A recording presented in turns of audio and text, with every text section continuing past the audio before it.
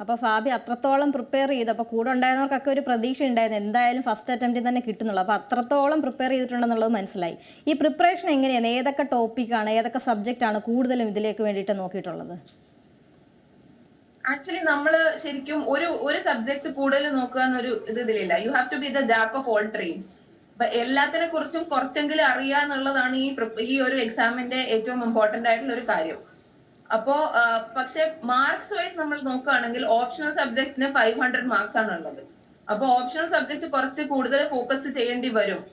കാര്യം ബാക്കി എല്ലാ പേപ്പറിനും 250 മാർക്സ് ആണ് ഒരു പേപ്പറിന് വരുന്നത്. പക്ഷെ ഓപ്ഷണലിന് 2 പേപ്പർ ഉണ്ട്. അപ്പൊ 500 മാർക്കിന് അത് വരും.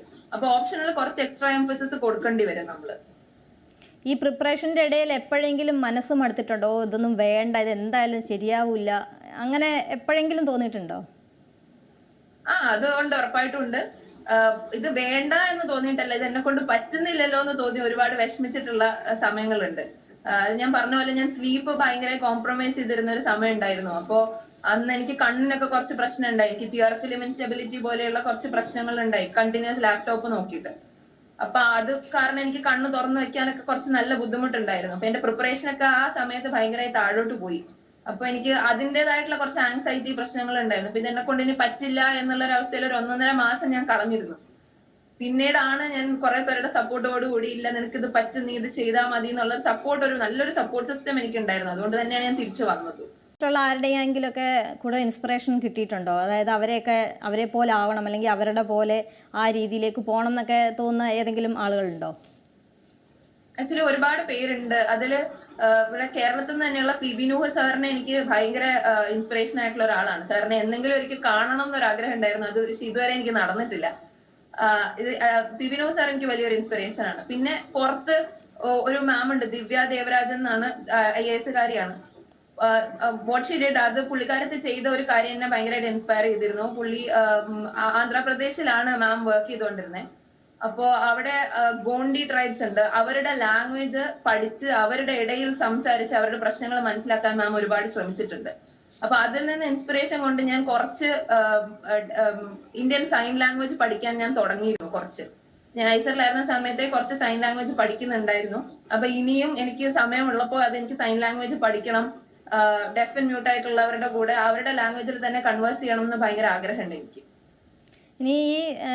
ഇനി അടുത്ത ട്രെയിനിങ്ങിൻ്റെ കാര്യമൊക്കെ പറഞ്ഞല്ലോ. അപ്പോൾ ഇതിൽ ഏത് സർവീസിലേക്കാണ് പോകേണ്ടതെന്നുള്ളതിലുള്ള ഒരു തീരുമാനം അത് എങ്ങനെയായിരിക്കും? അത് ഞാൻ പ്രിഫറൻസ് കൊടുത്തിരിക്കുന്നത്, എന്റെ ഫസ്റ്റ് പ്രിഫറൻസ് IAS തന്നെയാണ്. സെക്കൻഡ് പ്രിഫറൻസ് IRS കസ്റ്റംസ് ആണ്. Third preference IRS income tax. ഏറ്റവും കൂടുതൽ ആഗ്രഹം IAS തന്നെയാണോ? അതെ അതെ. കേരളത്തിൽ തന്നെ കളക്ടറായി വരണം എന്നാണോ ആഗ്രഹം, അതോ പുറത്തു പോകണം എന്നാണോ? കേരളത്തിൽ തന്നെ നമ്മുടെ സ്വന്തം നാട്ടിൽ നിൽക്കുക എന്നുള്ളതായിരിക്കുമല്ലോ എല്ലാവർക്കും താല്പര്യം. പക്ഷെ എനിക്ക് തോന്നുന്നില്ല കേരള കേഡർ കിട്ടുമെന്ന്. പക്ഷെ ഏത് കേഡറിലാണെങ്കിലും നല്ലൊരു സിവിൽ സർവന്റായി വർക്ക് ചെയ്യുക എന്നുള്ളത് മാത്രമാണ് ഇപ്പൊ എന്റെ ആഗ്രഹം. എന്നാണ് ട്രെയിനിങ് തുടങ്ങുന്നത്? 2 വർഷത്തെ ട്രെയിനിങ്ങിന് എന്നാ പോകുന്നത്? അതിന്റെയൊക്കെ ആയിട്ടുണ്ടോ? ഒന്നും ഇതുവരെ വന്നിട്ടില്ല. ഏകദേശം ജൂലൈ ഓഗസ്റ്റ് ഒക്കെ ആകും എന്ന് തോന്നുന്നു.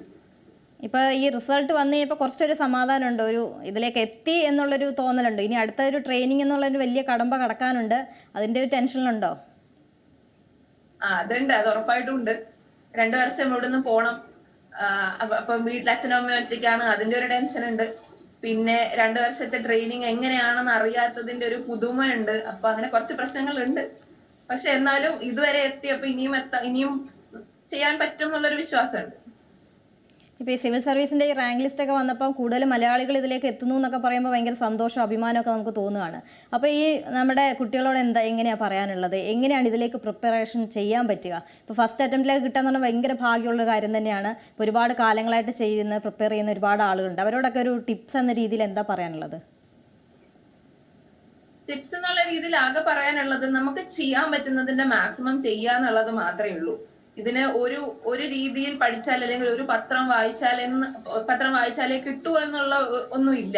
അപ്പൊ എല്ലാവരുടെയും സ്ട്രാറ്റജി വ്യത്യാസമാണ്. നമ്മളുടെ സ്ട്രെങ്തും വീക്ക്നെസ്സും മനസ്സിലാക്കി ആ സ്ട്രാറ്റജീനെ മോഡുലേറ്റ് ചെയ്യാന്നുള്ളത് തന്നെയാണ് അതിന്റെ ഒരു മെത്തേഡ് എന്ന് പറയുന്നത്. ഇപ്പൊ ചിലർക്ക് ഫാക്ട് ആൻഡ് ഫിഗേഴ്സ് ഓർത്തിരിക്കും, ചിലർക്ക് എഴുതി പഠിച്ചാലേ മനസ്സിലാവുള്ളൂ, ചിലർക്ക് വായിച്ച് പഠിച്ചാലേ മനസ്സിലാവുള്ളൂ. അപ്പൊ നമുക്ക് എന്താണ് ചെയ്യാൻ പറ്റുക, എത്രമാത്രം നമുക്ക് റീറ്റെയിൻ ചെയ്യാൻ എന്തൊക്കെ ചെയ്യാം എന്നുള്ളത് മനസ്സിലാക്കി ചെയ്യുക. ഇപ്പൊ കുറെ കാര്യങ്ങൾ എനിക്ക് ഓപ്ഷണലിൽ ഞാൻ പറഞ്ഞ പോലെ എംഫസിസ് കൂടുതൽ കൊടുക്കുന്ന സമയത്ത് എനിക്ക് ചില കാര്യങ്ങളിൽ ചില ആൾക്കാരുടെ പേര് സ്കോളേഴ്സിന്റെ പേര് ഓർത്ത് നിൽക്കാത്തപ്പോ ഞാൻ പാരഡി പോലെ പാട്ട് വെച്ചിട്ടൊക്കെ പഠിച്ചിട്ടുണ്ടായിരുന്നു, പാരഡി ഉണ്ടാക്കി പഠിച്ചിട്ടുണ്ടായിരുന്നു. അപ്പൊ അങ്ങനെ കുറച്ച് ഇതൊക്കെ ഞാൻ ചെയ്തിട്ടുണ്ട്. അപ്പൊ എങ്ങനെയൊക്കെ നമുക്ക് എന്തൊക്കെ ചെയ്യാൻ പറ്റുമോ അതൊക്കെ ചെയ്ത് ഈ കാര്യത്തിലേക്ക് എത്തുക എന്നുള്ളത് മാത്രമേ ഉള്ളൂ. ഏറ്റവും പുതിയ വാർത്തകളും വിശേഷങ്ങളും വിരൽ തുമ്പിലറിയാൻ സീ മലയാളം ന്യൂസ് എല്ലാ ഡിജിറ്റൽ പ്ലാറ്റ്ഫോമുകളിലും ലഭ്യം.